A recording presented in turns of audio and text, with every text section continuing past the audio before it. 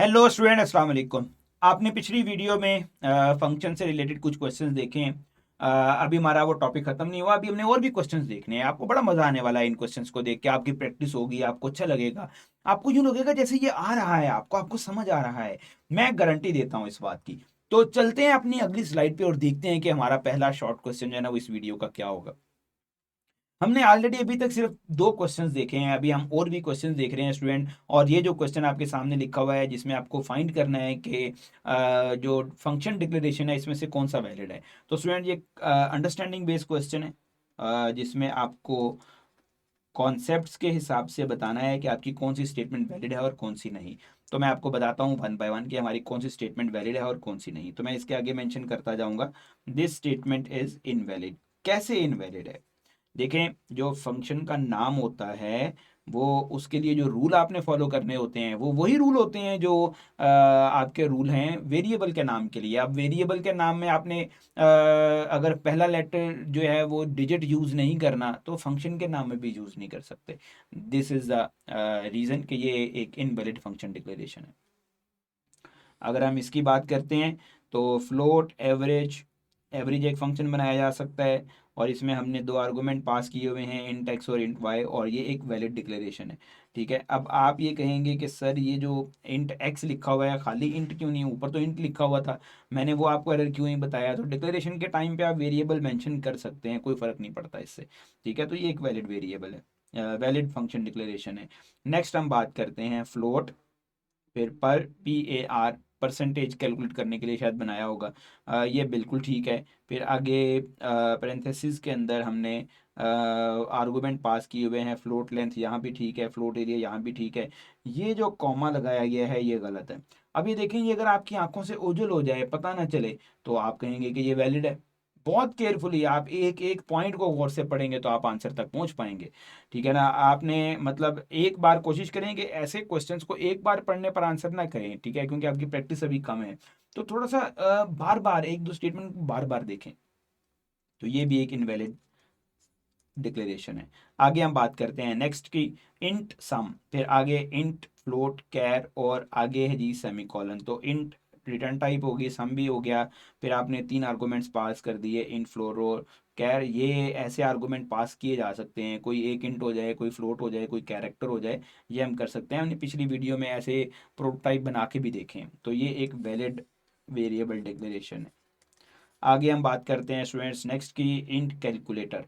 फिर उसके बाद है जी एक डेटा टाइप में इंट, फिर उसके बाद इंट एस, इंट वाई और आगे सेमीकोलन। तो ये भी एक वैलिड वेरिएबल डिक्लेरेशन है, हम ऐसा भी वेरिएबल डिक्लेयर कर सकते हैं। फिर उसके बाद है जी फ्लोट फन, और फ्लोट एक वैलिड डाटा टाइप हो गई, फिर फन हो गया, फिर इंट। तो आप ये देखें यहाँ पे कॉमा नहीं है, या तो यहाँ पे कॉमा होना चाहिए या इस इंट की जगह पे वेरिएबल होना चाहिए। तो अब इंट भी वेरिएबल नहीं बनाया जा सकता। क्यों नहीं बनाया जा सकता? क्योंकि ये तो कीवर्ड है, तो कीवर्ड वेरिएबल नहीं बनाए जा सकते। तो that's why this is also an invalid variable declaration. इसके बाद है जी कैरेक्टर, एक डाटा टाइप है, फिर नेम और उसके अंदर एक अरे डिक्लेयर किया गया है और आगे सेमीकोलन लगा हुआ है। तो ये बिल्कुल ठीक है, ये भी हमारा एक वैलिड फंक्शन डिक्लेरेशन हो सकता है।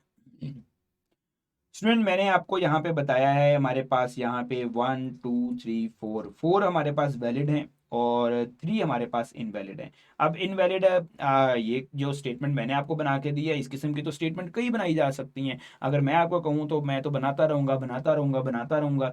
तो आप खुद सोचा करें इसको, कभी कभी खुद देखें कि असल में होता ही है कि जब आप इंटरनेट से देखते हैं ना तो वहाँ पे हमेशा आपको जो डिक्लेरेशन किए हुए मिलेंगे फंक्शन के वो करेक्ट होंगे। ठीक है ना? वो तो कोई मीनिंगफुल कोड लिखा होता है।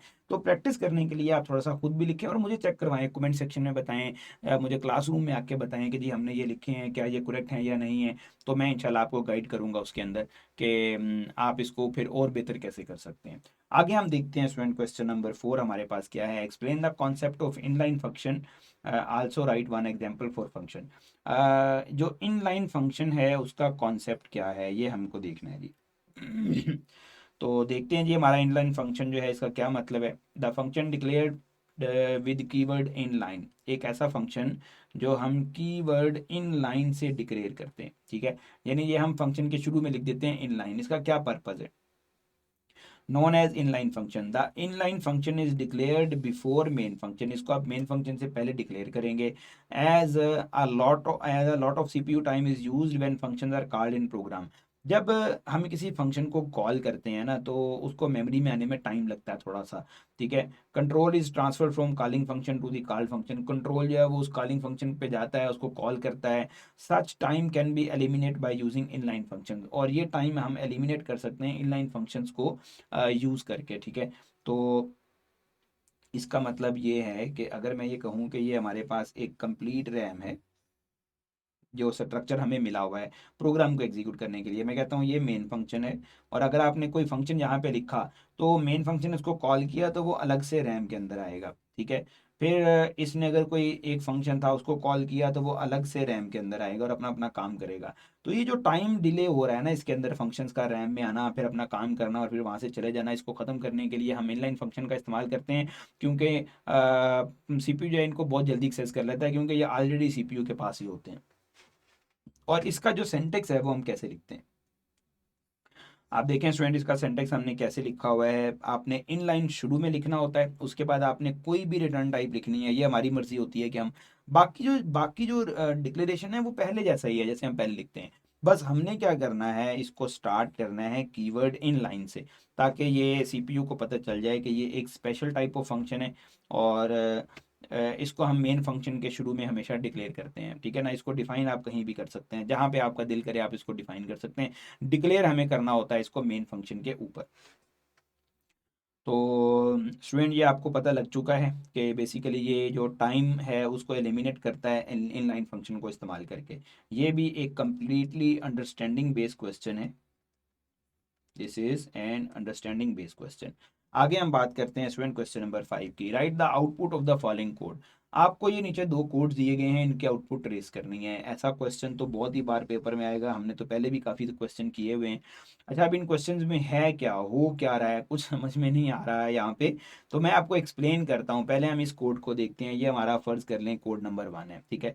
आपको मैंने क्या बताया हुआ है कि आपने हमेशा आउटपुट कहाँ लिखनी है, आपने आउटपुट लिखनी होती है कंसोल स्क्रीन के अंदर, ठीक है। कंसोल स्क्रीन हम खुद बनाते हैं, तो मैं यहाँ पे मेंशन कर देता हूँ कि ये हमारी आउटपुट है। अब यहाँ पे आप क्या आंसर लिखेंगे, मैंने लिखा है जी वॉइड मेन, और वेरी उससे ऊपर हमने एक ग्लोबल वेरिएबल डिक्लेयर किया हुआ है, तो इसको मैं डिक्लेयर कर देता हूँ, कमेंट में बता देता हूँ कि ये ग्लोबल वेरिएबल है, ठीक है। और यहाँ पे अगर मैं ये कहूँ कि ये यूज ऑफ ग्लोबल वेरिएबल, हम ग्लोबल वेरिएबल को यहाँ पे यूज कर रहे हैं। ग्लोबल वेरिएबल यूज क्या हो रहा है, एक्स की वैल्यू प्रिंट हो रही है। अब आप कहेंगे कि सर एक्स की तो कोई वैल्यू ही नहीं है, तो आप क्या आंसर लिखेंगे, मैं आपको बताता हूँ आप क्या आंसर लिखेंगे। आप लिखेंगे यहाँ पे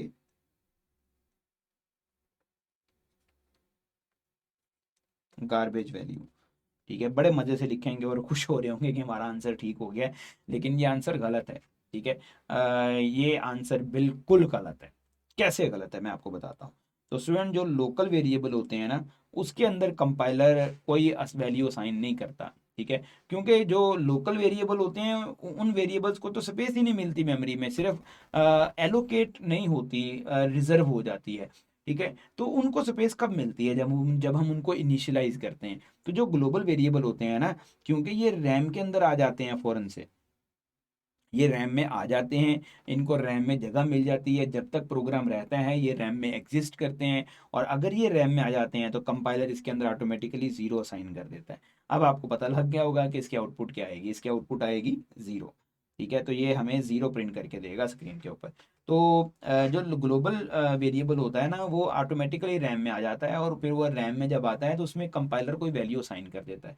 लेकिन जो लोकल वेरिएबल होता है उसको तो स्पेस ही नहीं मिलती मेमोरी के अंदर, ठीक है ना। उसको तो स्पेस उस वक्त मिलती है जब आप उसको इनिशियलाइज करते हैं, जब आप उसके अंदर कोई वैल्यू स्टोर करते हैं। तो आगे हम एक और कोड देखते हैं यहाँ पे कि इस कोड की आउटपुट क्या होगी हमारी। ओके जी, नेक्स्ट कोड है हमारे पास इंट x5। यहाँ पे भी एक ग्लोबल वेरिएबल है, और वाइड मेन के बाद हमने यहाँ पे क्या किया हुआ है, कुछ थोड़ा सा घिचमिच कर दिया है प्रोग्राम को। लेकिन देखते हैं कि इसकी आउटपुट क्या आएगी। देखें, ये जो डेलीमीटर के अंदर आपने एक वेरिएबल डिक्लेयर किया हुआ है, ठीक है।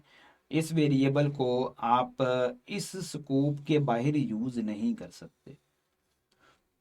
ठीक है, ये बात ध्यान में रखना है। स्कोप बेसिकली क्या होता है, जो जिस ब्लॉक में आपने वेरिएबल डिक्लेयर किया होता है ना, वो उसी ब्लॉक में यूज हो सकता है, उसके बाहर वो यूज नहीं हो सकता।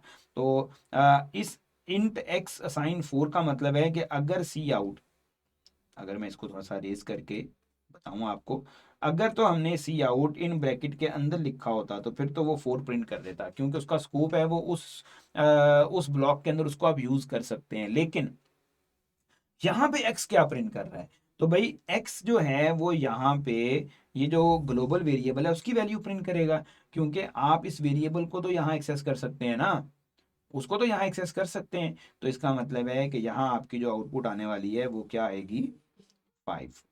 तो ये हमारी आउटपुट आ गई 5। ठीक है, जो ग्लोबल वेरिएबल है वो यहाँ से एक्सेस हो सकता है, ठीक है। लेकिन लोकल वेरिएबल जो है वो देखें सी आउट उसके पास लिखा हुआ है, उस फंक्शन के अंदर लिखा हुआ है, लेकिन उसके अंदर हमने एक ब्लॉक बना दिया है, वो यहाँ से एक्सेस नहीं हो सकता, क्योंकि उसका स्कोप सिर्फ उसी स्पेशल ब्लॉक के अंदर है जो आपने डिज़ाइन किया हुआ है। और ग्लोबल वेरिएबल जो है वो तो फिर हर जगह पे यूज़ हो सकता है। तो ये हमारा कॉन्सेप्ट जो है वो है बेसिकली ग्लोबल वेरिएबल से रिलेटेड मैंने कुछ क्वेश्चंस आपसे किए हैं। मुझे उम्मीद है कि यहाँ तक आपको काफ़ी हद तक क्लियर हो गए होंगे स्टूडेंट्स, क्योंकि ये अंडरस्टैंडिंग बेस्ड क्वेश्चन है, ये बहुत इंपॉर्टेंट है। इस तरह के क्वेश्चंस आपको लाजमी आने चाहिए। अगली जो वीडियो होगी ना स्टूडेंट, उसमें हम बात करेंगे अभी जो हमारे एमसीक्यूज़ हैं, क्योंकि इस वीडियो से रिलेटेड अभी एमसीक्यूज़ भी हमारे टॉपिक से रिलेटेड होने हैं। तो एमसीक्यूज़ में हम फर्दर मोर और भी क्वेश्चन या और भी डिफरेंट तरह की जो टेक्निक्स हैं वो देखेंगे और उनको भी सॉल्व करेंगे। तो यहाँ तक आप अच्छे से प्रैक्टिस कर लें, और मुझे उम्मीद है कि स्टूडेंट आपने जो बीच में क्विज़ आए होंगे वो भी सॉल्व किए होंगे। और अगर क्विज़ में कोई इशू आता है, कोई कन्फ्यूजन है, तो वो मुझे आप कमेंट सेक्शन में बताएं। मैं इंशाल्लाह वो क्विज़ आपका जो भी आपकी प्रॉब्लम है वो रिजॉल्व करूंगा और आपको रिप्लाई करूंगा, ताकि आपको पता लगे कि आपका जो एरर है वो कहाँ है, आपकी जो लैक ऑफ कम्युनिकेशन है इस फंक्शन को लेके, वो बुक का कौन सा टॉपिक है जो आप दोबारा कंसल्ट करें तो वो ठीक हो सकती है। इंशाल्लाह सी यू इन नेक्स्ट वीडियो। अपना ख्याल रखिएगा। अल्लाह हाफिज़, टेक केयर।